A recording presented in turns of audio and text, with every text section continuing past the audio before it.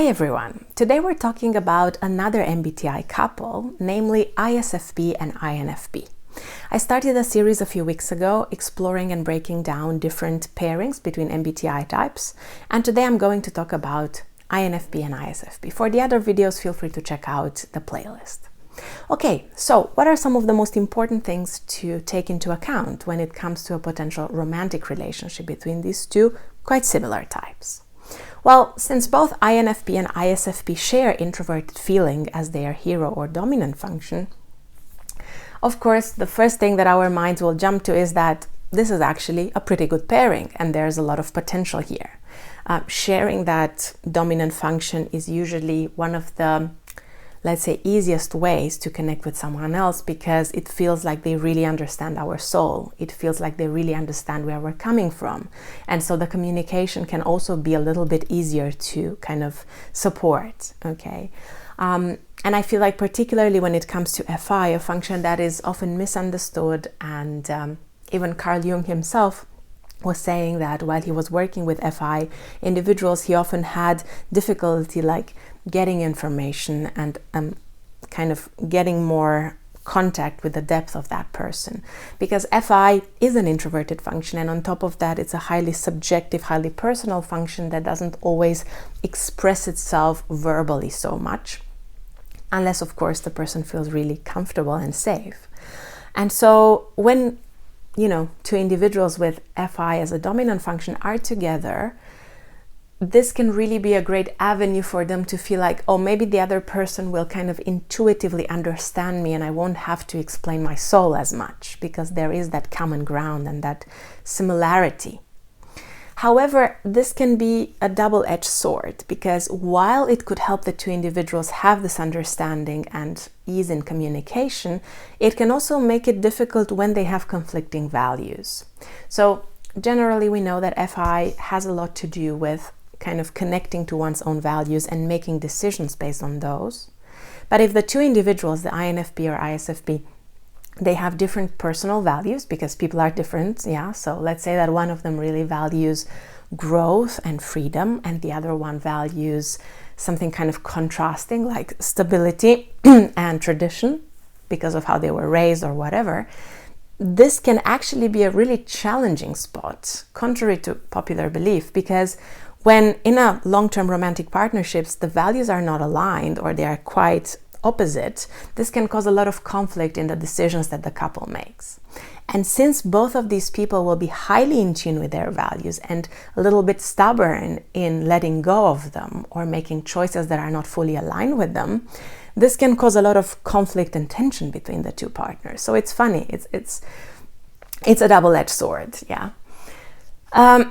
Similarly, the fact that they both have extroverted thinking or TE as an inferior function can be helpful in terms of understanding each other, in terms of not pressuring or not triggering each other too much because there is that common ground. And research in social psychology does suggest that similarity is usually a good predictor in relationships. But of course, similarity can be understood in different ways.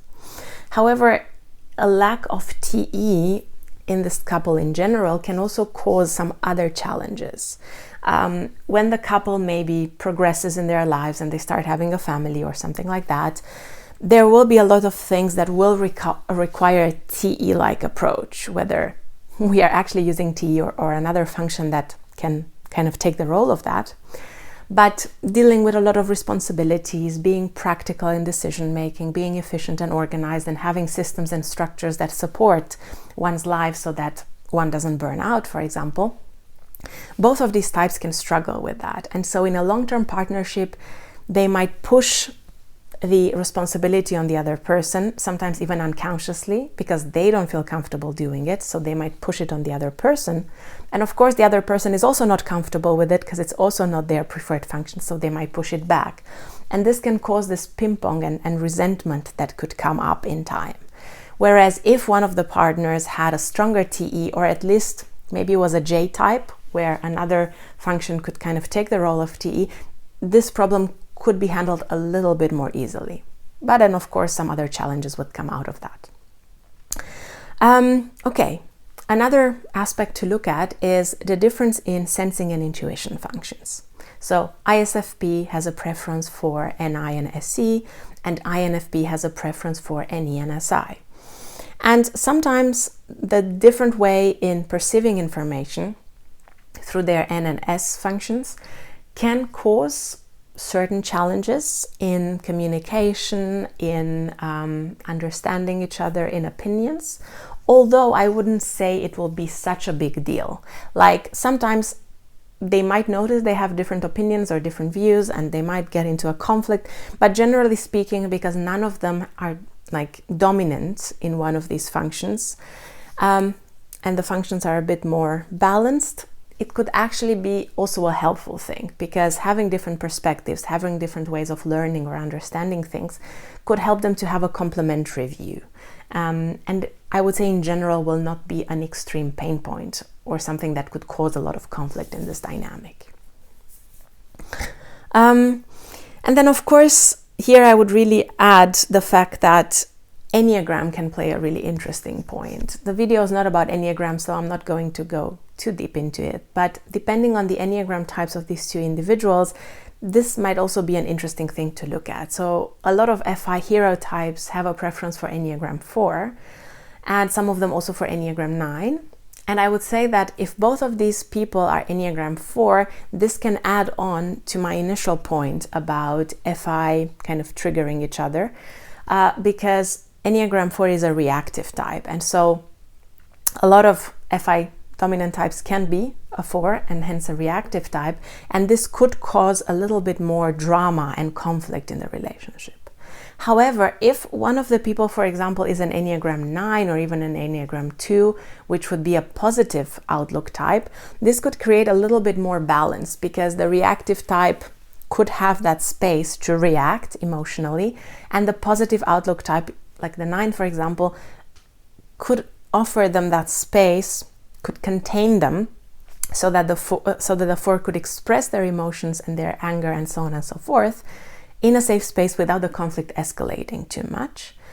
And if we look at it from the other perspective, the reactive type, or the 4, could help the 9 to also voice out their true opinions and their true feelings, which sometimes 9s really struggle with. So in this way, I feel like pairing a FI4 with an FI9 could be a little bit more harmonious than pairing up two FIs who both have a preference for 4. Again, doesn't mean that this will always be the case, and it really highly depends on the availability of both of these people to grow and mature and work on themselves and on the relationship, but it can be a general pattern to be aware of. And so lastly, I think that the fact that we have two different temperaments here, NF versus SP, is actually quite a good thing, and it could compensate for that lack of TE that the couple has, because the ISFP with their SE could bring a little bit more practicality and concreteness to their life and might take on some more of those more practical responsibilities, which could put the INFP at ease. And the INFP with their idealist temperament could actually be a great inspiration source for the ISFP to connect more to their NI as well and dream big and follow their dreams and follow their passions, which to a lot of ISFPs can actually mean a lot. Okay, so these are my thoughts on some of the most interesting things to look at when it comes to the dynamic between an INFP and an ISFP, in terms of cognitive functions and in terms of temperaments, and of course a little bit of an Enneagram flavoring. Okay, so these were my thoughts on this topic. I also wanted to remind you guys that I'm a self-awareness coach with a background in psychology and psychotherapy, and I'm accredited by the International Coaching Federation. And I support my clients in deepening their level of self-awareness to better connect with themselves and create a life that feels right. So if that sounds interesting to you, check out the link in the description below. It will take you to my website and you will be able to find out more. Thank you so much, and see you next time with another video on typology.